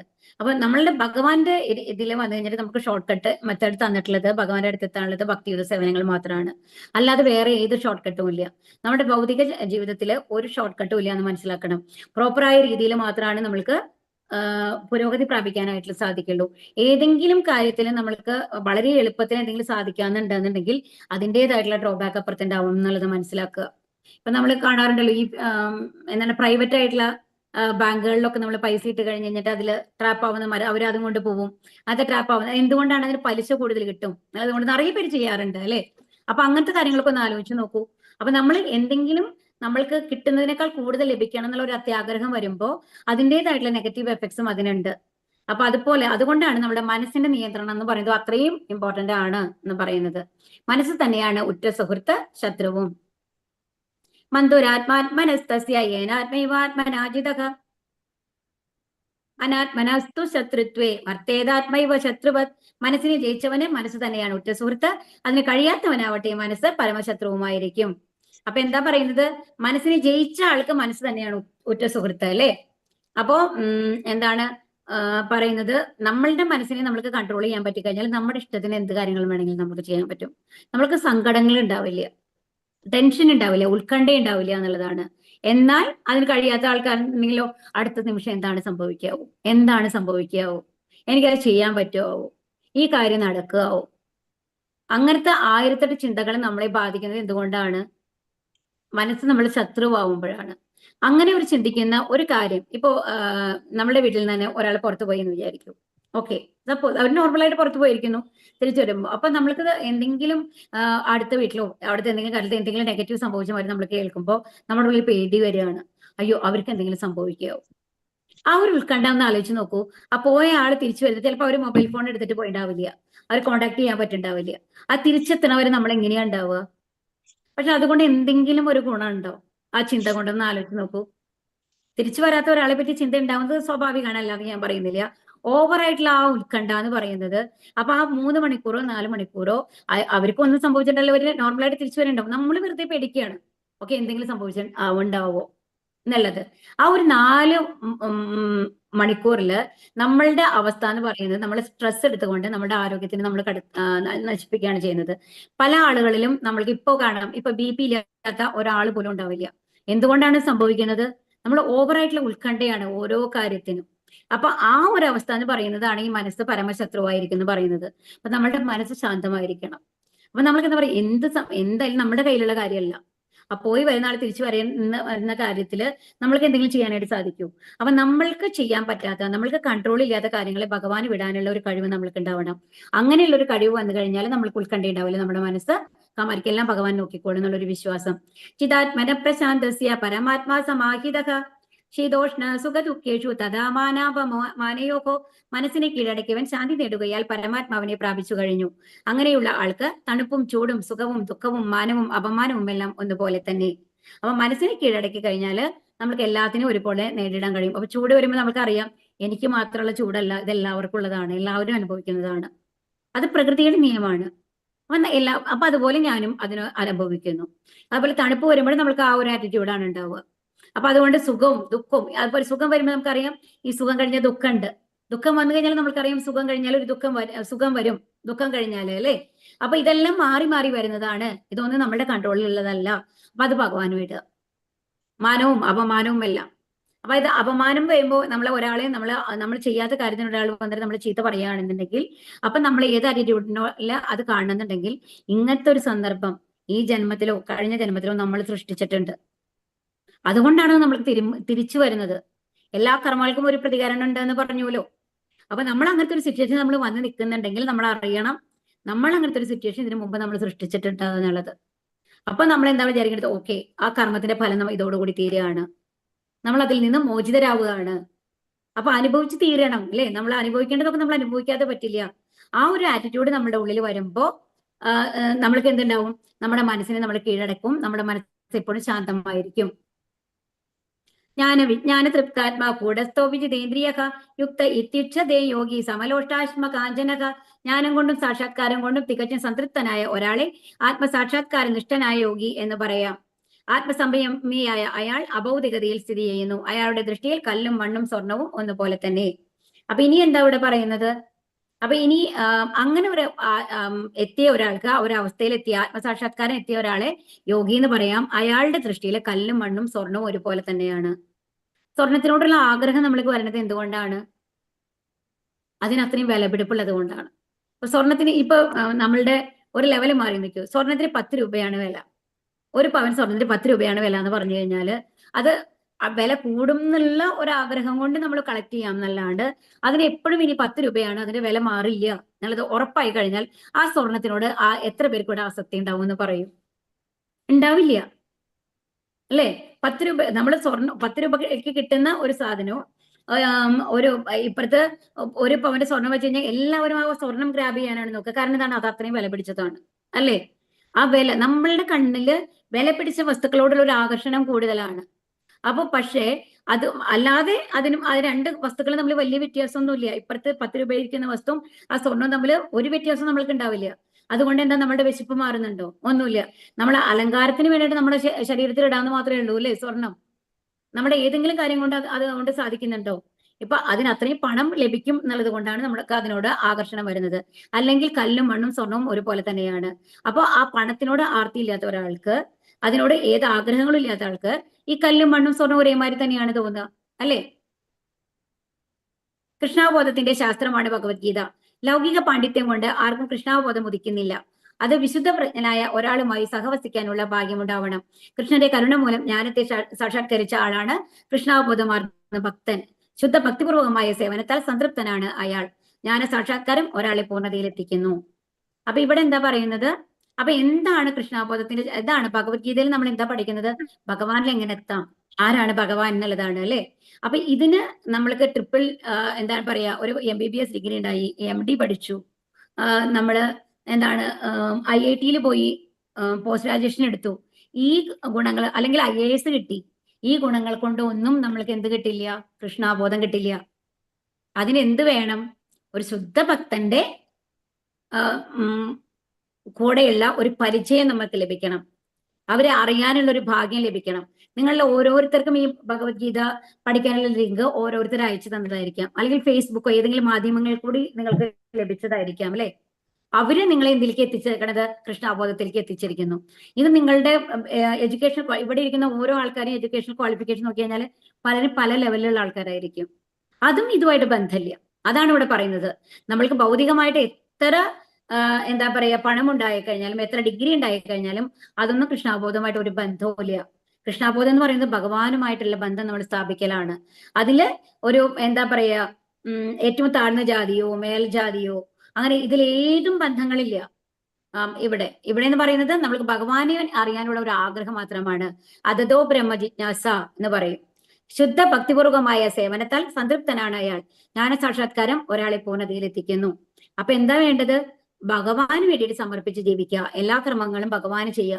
നിങ്ങളുടെ ലെവല്, നിങ്ങൾ ഏത് ലെവലിൽ ഇരിക്കുന്നു ആ കർമ്മങ്ങളെല്ലാം നിങ്ങൾ ഭഗവാന് വേണ്ടി സമർപ്പിക്കുക. ഒരു വീട്ടമ്മയാണെങ്കിൽ അവരുടെ കർമ്മങ്ങൾ, നമ്മൾ കുക്ക് ചെയ്യുന്നത് മുതൽ വീട് ക്ലീൻ ചെയ്യുമ്പോൾ ഒക്കെ ഇത് ഭഗവാൻ നമ്മൾക്ക് തന്നതാണ്, ഇത് ഭഗവാന് വേണ്ടി ചെയ്യുന്നതാണ് എന്നുള്ളൊരു ഭാവത്തോടു കൂടി ചെയ്യുക. ഒരു ഓഫീസിലെ ഏറ്റവും ഉയർന്ന നിലയിലിരിക്കുന്ന ആളാണെന്നുണ്ടെങ്കിലും ആ പ്രവൃത്തി വന്നു കഴിഞ്ഞിട്ട് ഈ ഒരു പൊസിഷനിൽ ഞാൻ ഇരിക്കുന്നത് ഭഗവാൻ അനുഗ്രഹം കൊണ്ടാണ്, ആ ഒരു പ്രവൃത്തി ഭഗവാന് വേണ്ടി സമർപ്പിച്ച് ചെയ്യുക. അപ്പൊ അങ്ങനെ ചെയ്യുമ്പോൾ ഭഗവാന്റെ മുമ്പിൽ ഈ ഒരു വീട്ടമ്മയോ ഒരു ഓഫീസിന്റെ അധികാരിയോ തമ്മിലൊന്നും ഒരു വ്യത്യാസവും ഇല്ല. എല്ലാവരും തുല്യരാണ് അല്ലെ, ഭഗവാന്റെ സൃഷ്ടികളാണ്. ഭഗവാൻ എല്ലാവരെയും തന്റെ വീട്ടിലേക്ക് വിളിച്ചുകൊണ്ടിരിക്കുകയാണ് അല്ലെ. അപ്പൊ അതുകൊണ്ട് എന്ത് ചെയ്യണം? ഭക്തിപൂർവമായി സേവനം ചെയ്യണം. അങ്ങനെ ഭഗവാനെ പൂർണ്ണതയിലെത്താം. ഇവിടെ പ്രഹ്ലാദിനെയാണ് കാണിച്ചിട്ടുള്ളത്. പ്രഹ്ലാദ മഹാരാജാവ് എന്താണ് ഹിരണ്യകശിപു വന്നു കഴിഞ്ഞിട്ട് എന്താ ഭഗവാനെ തപസ് ചെയ്യാൻ വേണ്ടി പോവാണ് കേട്ടോ. എന്തിനു വേണ്ടിയിട്ട്? ഏറ്റവും വലിയ എല്ലാ പവറും കിട്ടാൻ വേണ്ടിയിട്ട്, എല്ലാ ശക്തിയും. കാരണം ദേവന്മാരെ മുഴുവൻ തോൽപ്പിക്കണം. കാരണം കൃഷ്ണനോടുള്ള ദേഷ്യമാണ്. അദ്ദേഹത്തിന്റെ സഹോദരനായുള്ള ഹിരണ്യാക്ഷനെ കൊന്നത് കൃഷ്ണനാണ്. കാരണം ഭൂമിദേവിയെ രക്ഷിക്കാൻ വേണ്ടിയിട്ട് വരാഹരൂപത്തിൽ വന്നിട്ട്. ഓക്കെ, അപ്പൊ അത് കാരണം കൊണ്ട് അത്രയും ദേഷ്യമാണ് കൃഷ്ണന്റെ മേലെ. അപ്പൊ കൃഷ്ണനെ കൊണ്ട് അത്രയും വെറുപ്പാണ്. നാരായണൻ എന്ന് പറഞ്ഞാൽ വെറുപ്പാണ് ആർക്ക്? ഹിരണ്യകശിപുവിന്. അപ്പൊ അതുകൊണ്ട് തപസ് ചെയ്യാൻ പോയ സമയത്താണ് ദേവന്മാര് വന്നു കഴിഞ്ഞിട്ട്, അപ്പൊ പ്രഹ്ലാദിനെ പ്രഗ്നന്റ് ആയിരിക്കുന്ന സമയമാണ് കയാതു വന്നു കഴിഞ്ഞിട്ട് പ്രഹ്ലാദന്റെ അമ്മ. അപ്പൊ അവരെ തട്ടിക്കൊണ്ട് പോവാണ്. അപ്പൊ ഇനി ഹിരണ്യകശിപുവിനേക്കാൾ മോശമായിട്ടുള്ള ഒരു അസുരനായിട്ടായിരിക്കും അദ്ദേഹത്തിന്റെ മകൻ വരുന്നത്. അദ്ദേഹത്തിനെ കൊല്ലണം എന്ന് പറഞ്ഞിട്ട്, അവരെ കൊല്ലണം എന്നുള്ള ഒരു ഉദ്ദേശത്തോട് കൂടിയിട്ട്. അപ്പൊ നാരദര് വന്നു കഴിഞ്ഞിട്ട് അവരെ ദേവന്മാരെ പിന്തിരിപ്പിച്ചുകൊണ്ട് പറയും, അല്ല, അദ്ദേഹം ശുദ്ധഭക്തനായിട്ടാണ് വരിക ഈ കുട്ടി എന്ന് പറഞ്ഞു കഴിഞ്ഞിട്ട് നാരദന്റെ ആശ്രമത്തിൽ ഇവരെ കൊണ്ടുപോയി താമസിപ്പിക്കുകയാണ്. എന്നിട്ട് ഭാഗവതം മുഴുവൻ പറഞ്ഞു കൊടുക്കുകയാണ്. അപ്പൊ ഗർഭത്തിൽ തന്നെ ആ ഒരു ശുദ്ധഭക്തനായിട്ട് മാറുകയാണ് ആര്? പ്രഹ്ലാദൻ. അതാണ് ഒരു ശുദ്ധഭക്തന്റെ സഹവാസം എന്ന് പറയുന്നത്. അത്രയും അസുരഗുണമുള്ള ഹിരണ്യകശിപുവിന്റെ മകനായിട്ട് ജനിച്ചിട്ട് പോലും അത്രയും ശുദ്ധഭക്തനായിരുന്നു പ്രഹ്ലാദൻ അല്ലെ. അതുപോലെ ഹിരണ്യകശിപു ഒരുപാട് തരത്തിൽ കൊല്ലാൻ നോക്കുന്നുണ്ട്. അതിൽ നിന്നെല്ലാം ഭഗവാൻ രക്ഷിക്കുകയാണ് ഹിരണ്യകശിപുവിനെ, പ്രഹ്ലാദനെ. എന്നിട്ട് പ്രഹ്ലാദനോട് എന്നിട്ട് എന്തുകൊണ്ടാണ് ദേഷ്യം വരാൻ കാരണം? ഹിരണ്യകശിപുവിനോട് ചോദിക്കും, ആരാണ് ഏറ്റവും മഹാനായിട്ടുള്ളത്, ഏറ്റവും ഉയർന്ന ലെവലിലുള്ളത്, ഈശ്വര രൂപത്തിലുള്ളത് ആരാണെന്ന് ചോദിക്കുമ്പോൾ ഹിരണ്യകശിപു എന്നുള്ള ഉത്തരാണ് പഠിപ്പിക്കാൻ പറഞ്ഞിട്ടുള്ളത് അവരുടെ ടീച്ചേഴ്സിനൊക്കെ. പക്ഷെ എന്താണ് പറയുന്നത്? നാരായണനാണ്. നാരായണനെ കുറിച്ച് അറിയാൻ നവവിധ ഭക്തി ചെയ്യണം എന്ന് പറയുകയാണ്. നവവിധ ഭക്തിയെ പറ്റിയിട്ട് നമ്മൾ പറഞ്ഞിട്ടില്ല അല്ലെ. അതിന് ഭക്തി യോഗത്തിൽ വരും. ശ്രവണം, കീർത്തനം, വിഷ്ണു സ്മരണം എന്നുള്ളതാണ്. പാദ സേവനം, അർച്ചനം, വന്ദനം, ദാസ്യം, സാഖ്യം, ആത്മനിവേദനം എന്നുള്ള 9 സ്റ്റെപ്പ് ഉണ്ട് ഭക്തിയിലേക്ക്. അപ്പൊ അത് മൂലം ഭഗവാനെ സാക്ഷാത്കരിക്കണം എന്നുള്ളതാണ് പ്രഹ്ലാദൻ പറയുന്നത്. അപ്പൊ ഇതാണ് ശുദ്ധ ഭക്തന്റെ ഒരു സഹവാസം ഉണ്ടായി കഴിഞ്ഞാൽ ഏത് അസുരഗുണമുള്ള ആൾക്കാരാണെന്നുണ്ടെങ്കിൽ എന്തായി മാറും? ശുദ്ധഭക്തനായിട്ട് മാറും എന്നുള്ളതാണ്. അത് ശ്രീകൃഷ്ണ നാമാദി നദവേദ്ഗ്രാഹ്യം ഇന്ദ്രിയൈഹി സേവോന്മുഖൈഹി ജിഹ്വാദോ സ്വയമേവ സ്ഫുരത്യതഃ. ഭൗതിക മാലിന്യം പൂണ്ട ഇന്ദ്രിയങ്ങളാൽ ശ്രീകൃഷ്ണന്റെ നാമം, രൂപം, ഗുണം, ലീല എന്നിവയുടെ സ്വഭാവം ആർക്കും ഗ്രഹിക്കാനാവില്ല. ഭഗവത് സേവനം കൊണ്ട് പരിപൂരിതനാകുമ്പോൾ മാത്രമേ ഒരാൾക്ക് കൃഷ്ണന്റെ അതീന്ദ്രിയ ലീലകളെയും നാമം, രൂപം, ഗുണം ഇത്യാദികളെയും അറിയാൻ കഴിയൂ. ഭക്തിരസാമൃത സിന്ധു 1:234 പറയുന്നത്. അപ്പൊ ഇവിടെ എന്താ പറയുന്നത്? അത് ശ്രീകൃഷ്ണ നാമാദി, നമ്മളുടെ ഇന്ദ്രിയങ്ങളെല്ലാം പൂർണ്ണമല്ല എന്ന് നമ്മൾ പറഞ്ഞു അല്ലെ. അത് ശുദ്ധീകരിക്കാനല്ലേ നമ്മൾ ഹരേ കൃഷ്ണ മാത്രം ജപിക്കണം എന്ന് പറഞ്ഞത്. അപ്പൊ അതുകൊണ്ട് ഭഗവാന്റെ നാമത്തെയും രൂപത്തെയും, ഭഗവാൻ അതീന്ദ്രിയനാണ്, ഇന്ദ്രിയങ്ങൾക്കെല്ലാം മേലെയുള്ളതാണ്. അതുകൊണ്ട് ആ ഭഗവാന്റെ നാമവും രൂപവും ഗുണവും ലീലയൊക്കെ എന്താണെന്ന് നമുക്ക് ഗ്രഹിക്കാനുള്ള ബുദ്ധിശക്തി നമ്മൾക്കില്ല. അപ്പൊ എന്ത് വേണം? അപ്പൊ ഭഗവത് സേവനം കൊണ്ട് ഭഗവാൻ തന്നെ നമ്മൾക്കത് കാണിച്ചു തരണം. അപ്പോഴാണ് ഭഗവാന്റെ ലീലകളൊക്കെ നമുക്ക് മനസ്സിലാക്കാനായിട്ട് സാധിക്കും. നമുക്ക് ഭക്തി വരുമ്പോൾ മാത്രമാണ് ഭഗവാനെ കുറിച്ച് അറിയാൻ സാധിക്കുള്ളൂ എന്നുള്ളത് ഇത് ഭക്തിരസാമൃത സിന്ധുവിൽ പറയുന്നതാണ് കേട്ടോ. നാത്യസ്ന തസ്തു യോഗോസ്തി ന ചൈകാന്ത മനസ്നതഃ ന ചാദി സ്വപ്നശീലസ്യ ജാഗ്രതോ നൈവ ചാർജുന. അർജുന, വളരെ കുറച്ച് മാത്രം ഭക്ഷിക്കുന്നവർക്കും ഏറെ ഭക്ഷിക്കുന്നവർക്കും ഉറക്കമില്ലാത്തവർക്കും വേണ്ടതിലേറെ ഉറങ്ങുന്നവർക്കും യോഗിയാവാൻ കഴിയില്ല. അപ്പൊ അതിന്റെ കണ്ടീഷൻ എന്താ പറഞ്ഞ, ഒരാൾക്ക് എങ്ങനെ യോഗിയാവാൻ സാധിക്കും? വളരെ കുറച്ച് മാത്രം ഭക്ഷിക്കുന്നവർക്ക്. നമ്മൾ വളരെ കുറച്ച് മാത്രം ഭക്ഷിച്ചാൽ എന്താ ഉണ്ടാവുക? നിങ്ങൾ ആരെങ്കിലും പറയൂ. ഹരേ കൃഷ്ണ. ആരോഗ്യം ഉണ്ടാവില്ല. ഞാൻ വീഡിയോ ഓഫ് ആയിരുന്നു അല്ലെ, അറിഞ്ഞില്ല. ഓക്കെ. എന്താ ഉണ്ടാവുക? നമ്മൾക്ക് ഒന്നിലും ശ്രദ്ധ ഉണ്ടാവില്ല അല്ലെ, വിശപ്പ്, അത് കാരണം കൊണ്ട്. ഇനിയോ ഒരുപാട് ഭക്ഷിച്ചു കഴിഞ്ഞാലോ നമ്മൾക്ക് ഉറങ്ങാൻ തോന്നും അല്ലേ? അപ്പൊ ഈ രണ്ട് അവസ്ഥയാണ് ഉണ്ടാവുക. ഇനി ഉറക്കമില്ലാത്ത ആൾക്കാർക്കോ, ഉറങ്ങിയില്ല എന്നുണ്ടെങ്കിൽ തലയൊക്കെ നമുക്ക് മരവിച്ച മറിയാണ്, ബുദ്ധി പ്രവർത്തിക്കില്ല അല്ലെ? അതുപോലെ വേണ്ടതിലേറെ ഉറങ്ങുന്ന ആൾക്കാർക്കോ, ഉറങ്ങിക്കഴിഞ്ഞു കഴിഞ്ഞാൽ അപ്പോഴും തലമപ്പ് പിടിച്ച മറിയാണ് ഉണ്ടാവുക. നമ്മൾക്ക് ആ ഒരു ഇത് കിട്ടില്ല. അപ്പൊ ഇങ്ങനത്തെ, അതായത് ഓവറായിട്ട് ചെയ്യുന്ന ആൾക്കാരും വളരെ കുറച്ച് ചെയ്യുന്ന ആൾക്കാർക്കും യോഗിയാവാൻ സാധിക്കില്ല എന്നാണ് പറയുന്നത്. അപ്പൊ നമ്മളുടെ ശരീരത്തിൽ ശരിക്കും പറഞ്ഞു കഴിഞ്ഞാൽ നമ്മുടെ വയറെന്ന് പറയുന്നത് അതിനെ 4 ഭാഗമായിട്ട് തിരിച്ചിട്ട് അതിലെ പകുതി ഭാഗം നമ്മൾ ഭക്ഷണം കഴിക്കണം. അതിലെ കാഭാഗം, പിന്നത്തെ കാഭാഗം എന്ത് ചെയ്യണം? വെള്ളം കൊണ്ട് നിറയ്ക്കണം. പിന്നെ ഒരു കാഭാഗം വന്നു കഴിഞ്ഞിട്ട് എംപ്റ്റി ആയിട്ട് വെക്കണം എന്നുള്ളതാണ്. അങ്ങനത്തെ ഒരു ലെവലിലാണെന്നുണ്ടെങ്കിൽ നമ്മൾക്ക് ഒരിക്കലും ഇങ്ങനത്തെ ഗിഡിനെസ് അങ്ങനത്തെ കാര്യങ്ങളൊന്നും വരില്ല. നമ്മൾ ഫ്രഷ് ആയിരിക്കും, നമ്മൾ ആരോഗ്യത്തോടു കൂടി ഇരിക്കുന്നതാണ്. കഴിക്കുന്ന ഭക്ഷണം സാത്വികമായിട്ട് നല്ല ഭക്ഷണമായിരിക്കണം കേട്ടോ. അങ്ങനെയാണ് പറയുന്നത്. ഹരേ കൃഷ്ണ. യുക്താഹാര വിഹാരസ്യ യുക്തചേഷ്ടസ്യ കർമ്മസു യുക്ത സ്വപ്നാവബോധസ്യ യോഗോ ഭവതി ദുഃഖഃ. ആഹാരം, നിദ്ര, വിഹാരം, പ്രവൃത്തി എന്നിവയിൽ നിയന്ത്രണം പാലിക്കുന്നവന് യോഗ പരിശീലനം കൊണ്ട് സർവ്വ ദുഃഖങ്ങളും അകറ്റാൻ കഴിയും. അപ്പൊ ഇവിടെ എന്താ പറയുന്നത്? ആഹാരം, നിദ്ര, വിഹാരം, പ്രവൃത്തി. അപ്പൊ എന്താ പറയുന്നത്? നമ്മൾക്ക് എല്ലാത്തിനും നമ്മൾക്ക് കൺട്രോൾ ഉണ്ടാവണം. ആഹാരം എന്ന് പറഞ്ഞാല് ഓവറായിട്ട് ആഹാരം കഴിച്ചപ്പോൾ നമ്മൾ പറഞ്ഞു അല്ലെ, നമ്മൾക്ക് എന്താ പറയുക, ഒരു ഉറക്കം മപ്പുമാരിയാണ് ഉണ്ടാവുക തല എന്ന് പറയുന്നത്. അപ്പൊ ഓവറായിട്ട് ആഹാരം കഴിക്കരുത്. അതുപോലെ തന്നെയോ നിദ്ര, അതും പറഞ്ഞു കഴിഞ്ഞു അല്ലെ. ഇനി വികാരം, നമ്മുടെ പ്രവൃത്തികള്, നമ്മുടെ പ്രവൃത്തികൾ എന്താണെന്ന് വെച്ച് കഴിഞ്ഞാല് നമ്മുടെ സ്വഭാവങ്ങള്. ഇപ്പൊ നമ്മൾ സാധാരണ പറയും നമ്മൾക്ക് എത്ര മണിക്കൂർ ഉറങ്ങണം എന്നാണ് സാധാരണ പറയൂ. എത്ര മണിക്കൂറാണ് ഒരാൾ മനുഷ്യന് ഉറങ്ങേണ്ടത്? ഹരേ കൃഷ്ണ. 8 മണിക്കൂർ. 8 മണിക്കൂർ പറയും. അത് നല്ല ആരോഗ്യമുള്ള ആൾക്കാരാണെന്നുണ്ടെങ്കിൽ 6 മണിക്കൂർ ഉറങ്ങിയാൽ മതി, നമ്മൾ പ്രായപൂർത്തി എത്തിക്കഴിഞ്ഞാല്. ഓക്കെ, അങ്ങനെയാണ് പറയുക. പക്ഷെ 8 മണിക്കൂറിനേക്കാളും കൂടുതൽ ഉറങ്ങിക്കഴിഞ്ഞു കഴിഞ്ഞാല്, അതായത് ഇപ്പൊ സാധാരണ നമ്മൾ പറയുക ബ്രഹ്മ മുഹൂർത്തത്തിൽ നമ്മൾ എണീപ്പിക്കുകയാണെന്നാണ്. ബ്രഹ്മമുഹൂർത്തം എന്ന് പറയുന്നത് ഏകദേശം ഒരു 3:30 സമയം ഉണ്ടല്ലോ, ആ സമയം തൊട്ട് സൂര്യൻ ഉദിക്കുന്ന വരെയുള്ള സമയമാണ്. ഒരു 6-6:30 വരെയുള്ള സമയം. ആ സമയം എന്ന് പറയുന്നത് സത്വഗുണത്തിലുള്ളതാണ്. നമ്മൾ ഒരു ദിവസത്തിനെ പല ഭാഗങ്ങളായിട്ട് തിരിച്ചു കഴിഞ്ഞാൽ സത്വഗുണം എന്ന് പറയുന്നത് ഈ 6:30-7 മണി വരെയുള്ള സമയമാണ്. രാവിലെ 3:30 തൊട്ട്. ഓക്കെ, അത് കഴിഞ്ഞിട്ടുള്ളത് എന്ന് പറയുന്നത് രജോ ഗുണാണ്. അപ്പൊ ആ രജോ ഗുണത്തിലാണ് നമ്മൾ ഇപ്പോഴും പ്രവൃത്തി ചെയ്തുകൊണ്ടിരിക്കേണ്ടാവും അല്ലെ. 8 മണി കഴിഞ്ഞിട്ട് നോക്കൂ, ഒരു 5-6 മണി വരെയല്ലേ എല്ലാ ഓഫീസും വർക്ക് ആകുന്നത്. അങ്ങനത്തെ അത് രജോ ഗുണാണ്. അത് കഴിഞ്ഞു കഴിഞ്ഞാൽ എന്തായി? അലസതയായി, ക്ഷീണമായി. അത് കഴിഞ്ഞാൽ അപ്പൊ 6:30-7 മണി തൊട്ട് നൈറ്റ്, ഈവനിങ് ആ ഒരു സമയം തൊട്ട് നൈറ്റുള്ള സമയം മുഴുവൻ തമോ ഗുണത്തിലുള്ളതാണ്. അതുകൊണ്ടാണ് എപ്പോഴും നമ്മൾ പറയും നമ്മുടെ ബുദ്ധി എപ്പോഴും ഏറ്റവും നന്നായിട്ട് ഇരിക്കുക എന്ന് പറയുന്നത് ഏർലി മോർണിംഗ് ടൈമാണ്. അതുകൊണ്ടാണ് പഠിക്കുന്ന കുട്ടികളൊക്കെ രാവിലെ നേരത്തെ എഴുന്നേറ്റ് പഠിച്ചു കഴിഞ്ഞാൽ വേഗം മനസ്സിലാവും, നമ്മൾ മറക്കില്ല എന്നൊക്കെ പറയുന്നത്. ആ ദിവസത്തിന്റെ പ്രത്യേകത തന്നെ ആ സമയം എന്ന് പറയുന്നത് സത്വഗുണമാണ്. സത്വഗുണമാണ് എല്ലാം നമ്മൾക്ക് നല്ലത് വരുത്തുന്നത്, സന്തോഷം തരുന്നത്, നമ്മുടെ മനസ്സ്, ബുദ്ധി എല്ലാം നന്നായിട്ട് പ്രവർത്തിക്കുന്നത് എന്നാണ് പറയുന്നത്. അപ്പൊ ഇതെല്ലാം എന്ത് വേണം? അപ്പൊ ഈ യോഗ പരിശീലനം കൊണ്ട് ഇതെല്ലാം നമ്മൾ നിയന്ത്രിക്കും. ആഹാരം, അതായത് സാത്വിക ആഹാരം കഴിക്കണം എന്നുള്ളതാണ്. അതുപോലെ എന്താണ് പറയാ, ഡ്രിങ്ക്സ് ഒക്കെ ഉണ്ടല്ലോ, നമ്മൾ പറയില്ലേ ചായയും കാപ്പി അടക്കാണ് കേട്ടോ ശരിക്കും പറയുക. അത് ലൈറ്റ് ആയിട്ട് ഒരു ലഹരി ആയിട്ടാണ് പറയുക. അതൊക്കെ നമ്മൾ ഉപേക്ഷിക്കണം എന്നാണ് പറയുന്നത്. അതുപോലെ ഉറങ്ങുന്നത് എന്ത് വേണം? നേരത്തെ ഉറങ്ങിയിട്ട് നേരത്തെ എഴുന്നേൽക്കണം. അതുപോലെ നമ്മുടെ പ്രവൃത്തികൾ എങ്ങനെയാണ് ഉണ്ടാവേണ്ടത്? എല്ലാം ഭഗവാന് സമർപ്പിച്ച് ചെയ്യണം. അപ്പൊ ഇങ്ങനെ ഓരോന്നും നിയന്ത്രിക്കുന്ന ഒരാൾക്ക് എന്തുണ്ടാവും? സർവ്വ ദുഃഖങ്ങളും അകറ്റാൻ കഴിയും. ഈ ആഹാരം നിദ്രയൊക്കെ നമ്മൾ കൺട്രോൾ ചെയ്ത് കഴിഞ്ഞാൽ തന്നെ നമ്മുടെ ഈ പുറത്തുള്ള ദേഹം ഹെൽത്തി ആയിരിക്കും അല്ലെ.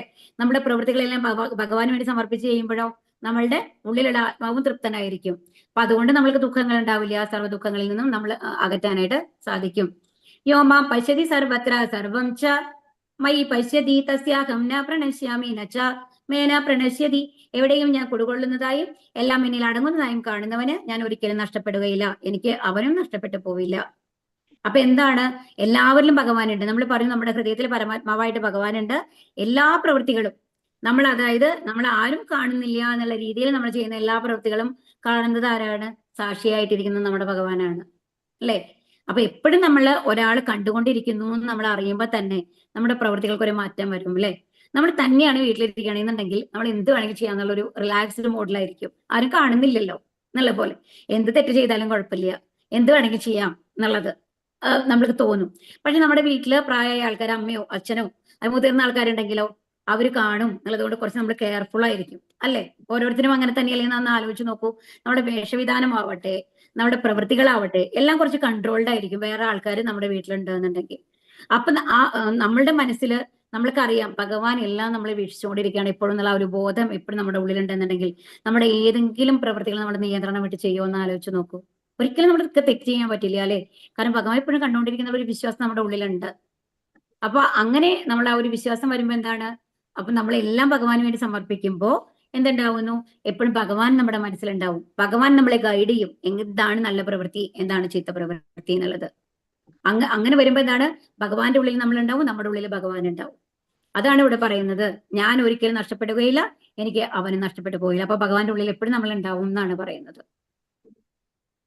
കൃഷ്ണാബോധം ഉദിച്ച ഒരു വ്യക്തി ഭഗവാനെ എവിടെയും ദർശിക്കുന്നു, എല്ലാ കൃഷ്ണനിൽ അധിവസിക്കുന്നു എന്ന് കാണുന്നു.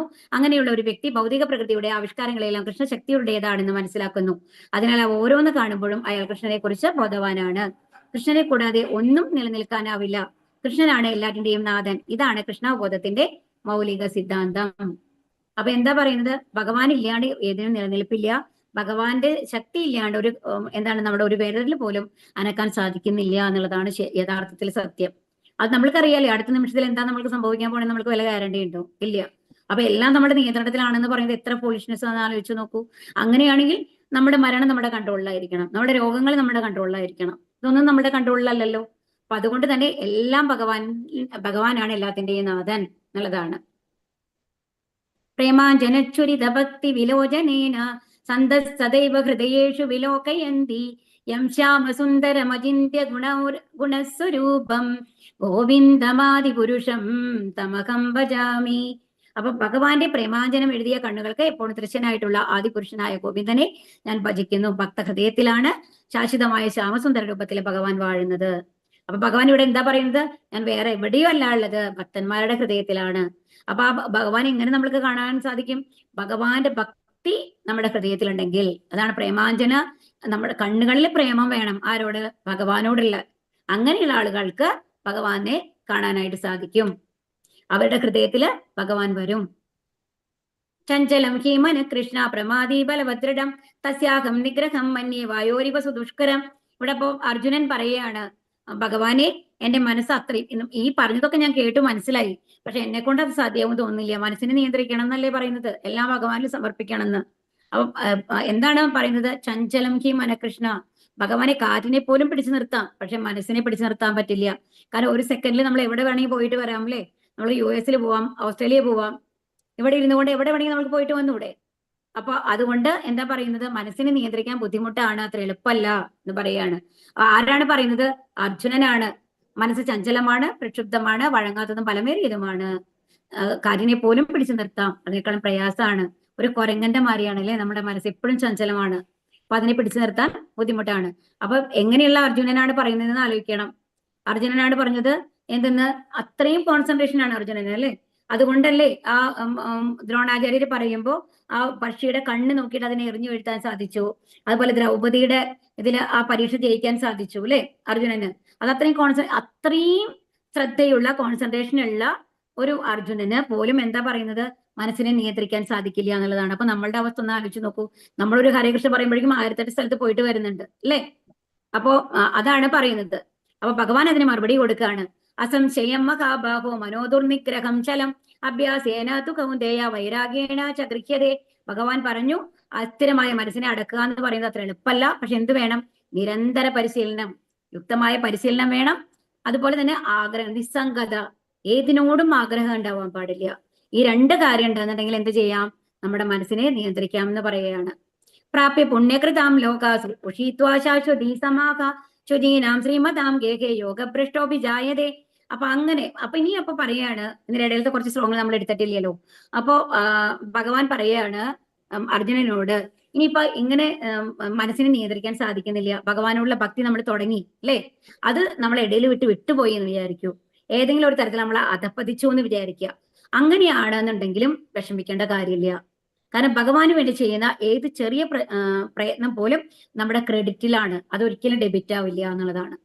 ക്രെഡിറ്റ് എന്ന് പറഞ്ഞാൽ എന്താണ്? നമ്മുടെ ബാലൻസ് കൂടി വരികയാണ് അല്ലേ?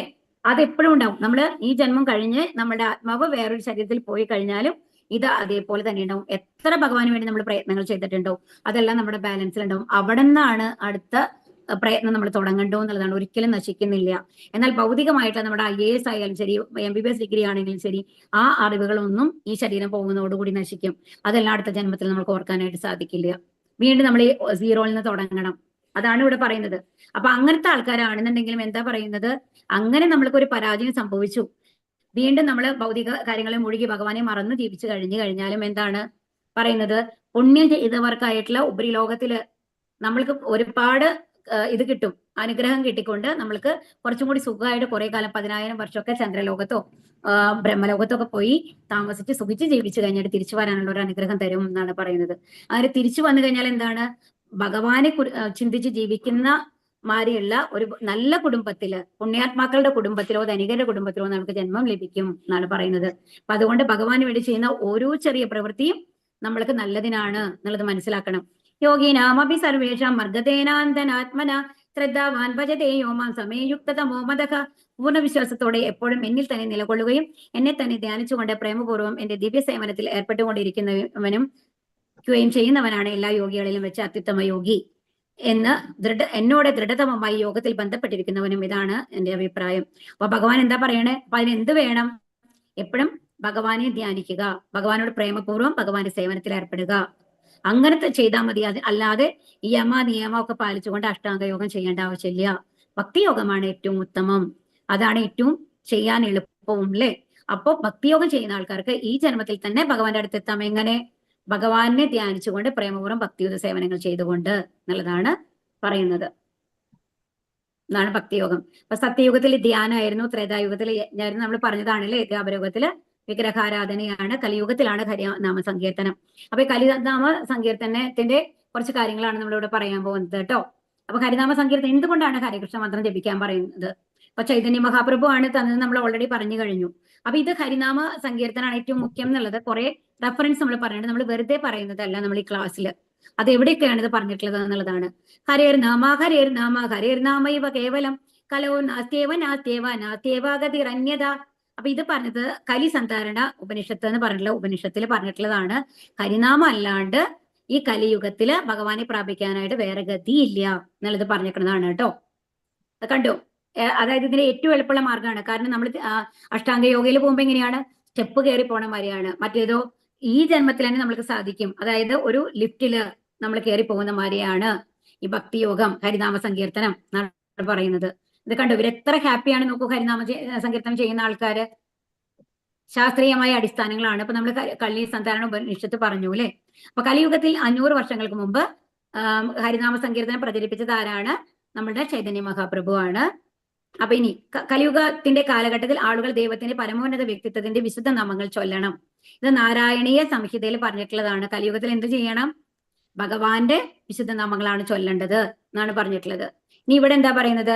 എല്ലാ വേദ സാഹിത്യങ്ങളുടെയും തിരഞ്ഞതിന് ശേഷം ഹരേകൃഷ്ണ മന്ത്രോച്ചാരണത്തെക്കാൾ ഈ കാലഘട്ടത്തിൽ മതത്തിന്റെ ഗംഭീരമായ ഒരു രീതി കണ്ടെത്താൻ കഴിയില്ല.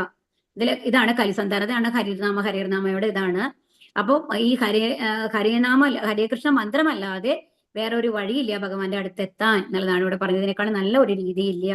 എന്റെ പ്രിയ രാജാവേ, കലിയുഗത്തിൽ തെറ്റുകൾ നിറഞ്ഞിട്ടുണ്ടെങ്കിലും ഈ പ്രായത്തെക്കുറിച്ച് ഒരു നല്ല ഗുണം എപ്പോഴും ഉണ്ട്. ഹരേ കൃഷ്ണ മഹാമന്ത്രം ചൊല്ലുന്നതിലൂടെ ഒരാൾക്ക് ഭൗതിക അടിമത്തത്തിൽ നിന്ന് മുക്തനാവുകയും അതീന്ദ്രിയ രാജ്യത്തിലേക്ക് ഉയർത്തപ്പെടുകയും ചെയ്യാം. ശ്രീമദ് ഭാഗവതത്തിൽ പറഞ്ഞിട്ടുള്ള കാര്യമാണ് കേട്ടോ ഇത്. കലോ ദോഷേന് രാജൻ എന്ന് പറഞ്ഞിട്ടുള്ള ഒരു ഇതാണ്. അപ്പൊ ഹരേ കൃഷ്ണ മന്ത്രം ജപിച്ചു കഴിഞ്ഞാൽ എന്താ ഉണ്ടാവുക? നമ്മൾക്ക് ഈ ഭൗതികതയിൽ നിന്ന് മുക്തനായിട്ട് ഭഗവാന്റെ അടുത്തെത്താം എന്നുള്ളതാണ്. ഇനി യജ്ഞാനം, ഇനി ഭഗവത്ഗീതയിൽ 10:25 പറയുന്നതാണ് യജ്ഞങ്ങളിൽ തിരുനാമജപമാണ് ഏറ്റവും ഉത്തമമായിട്ടുള്ളത്. അപ്പൊ എന്താണ്? അങ്ങയുടെ വിശുദ്ധ നാമത്തിൽ ജീവിക്കാനുള്ള എല്ലാ ഭാഗ്യവും ഉണ്ട്. ഈ കലിയുഗത്തില് നമ്മൾക്ക് തന്നിട്ടുള്ള ഏറ്റവും വലിയ ഭാഗ്യമാണ്. അപ്പൊ എന്ത് ചെയ്യണം? അപ്പൊ ഇത് പറയുന്നത് ശിഷ്ടാഷ്ടകത്തിലെ ഒരു ഇതാണ് കേട്ടോ. നാംനാ മകാരി ബഹുദ എന്ന് പറഞ്ഞിട്ടുള്ളത്. ഇനി അടുത്ത ലെവലുകൾ വരുമ്പോൾ നിങ്ങൾ ഇതൊക്കെ പഠിക്കും. അപ്പം അതില് ഭഗവാന്റെ നാമങ്ങളിലാണ് ഭഗവാന്റെ എല്ലാം അടങ്ങിയിട്ടുള്ളത്. അതുകൊണ്ട് ഈ നാമം ചെല്ലുന്നതിലൂടെ ഭഗവാന്റെ അടുത്ത് എത്താം എന്നുള്ളത് പറഞ്ഞിട്ടുള്ളതാണ് കേട്ടോ. അപ്പൊ എന്താണ് ഹരികൃഷ്ണ മന്ത്രം ചെല്ലുമ്പോൾ നമ്മൾ ചെയ്യേണ്ട കാര്യങ്ങൾ എന്താണ് എന്നുള്ളതാണ് ഇവിടെ നമ്മൾ നോക്കുന്നത്. എന്താ ചെയ്യുന്നത്? പഞ്ചതത്വ മന്ത്രം നമ്മൾ ജപിക്കണം. ജയ ശ്രീകൃഷ്ണ ചൈതന്യ പ്രഭോ നിത്യാനന്ദ ശ്രീ അദ്വൈത ഗദാധര ശ്രീവാസാദി ഗൗരഭക്തവൃന്ദ. അത് ചൈതന്യ മഹാപ്രഭു, നിത്യാനന്ദ പ്രഭു, അദ്വൈത മഹാരാചാര്യ, അതുപോലെ തന്നെ ഗദാധര പണ്ഡിറ്റ്, വാസവ എന്നുള്ളത് ഇവർക്ക് വേണ്ടിയിട്ട് അവരെ കാരുണ്യം നമ്മൾ ചോദിക്കുകയാണ്. നമ്മൾ തെറ്റുപറ്റി കഴിഞ്ഞാലും ക്ഷമിക്കണേ എന്നുള്ളത്. അപ്പൊ ഈ മന്ത്രം നമ്മൾ ഗ്രൂപ്പിൽ ഫോർവേഡ് ചെയ്തു വിടാട്ടോ. അറിയാത്ത ആൾക്കാർക്ക് എപ്പോഴും ഹരികൃഷ്ണ മന്ത്രം ചൊല്ലുന്നതിന് മുമ്പ് ഈ മന്ത്രം ചൊല്ലണം. അതാണ് ഇത് അവിടെ കൊടുത്തിട്ടുണ്ടല്ലോ.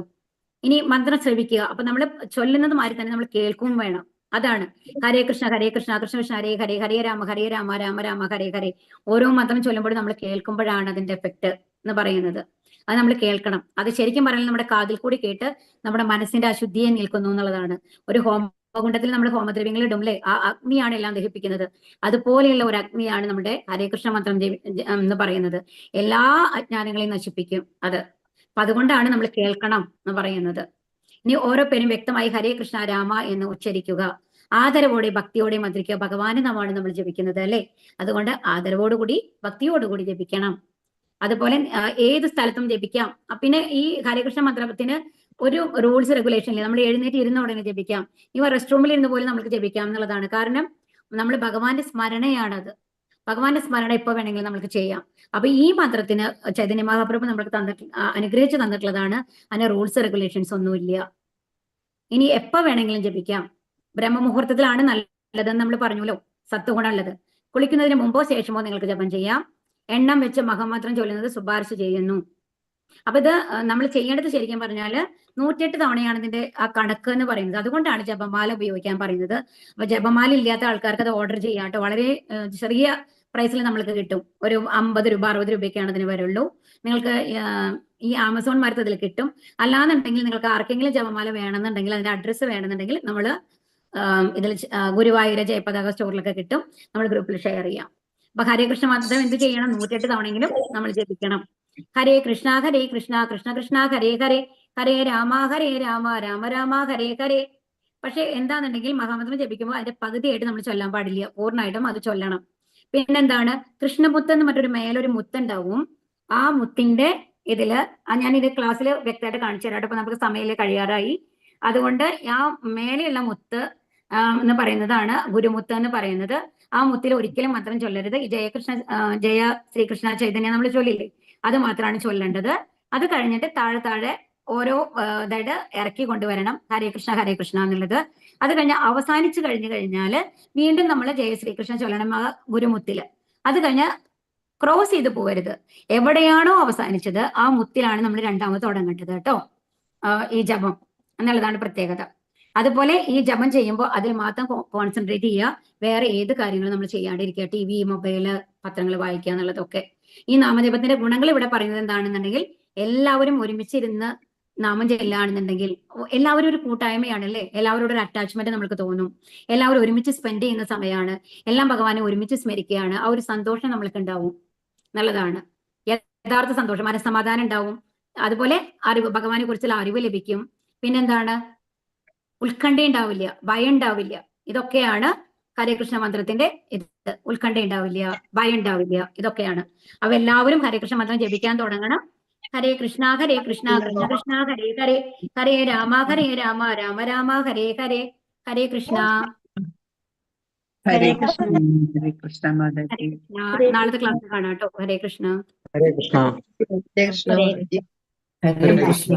ഹരേ കൃഷ്ണ. ഹരേ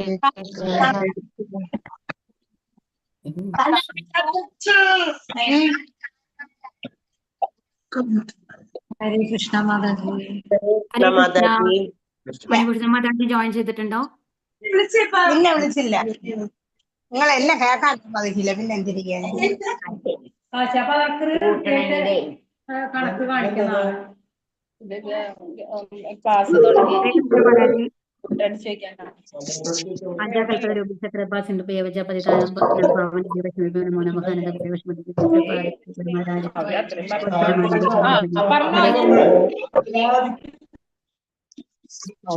ആദ്യ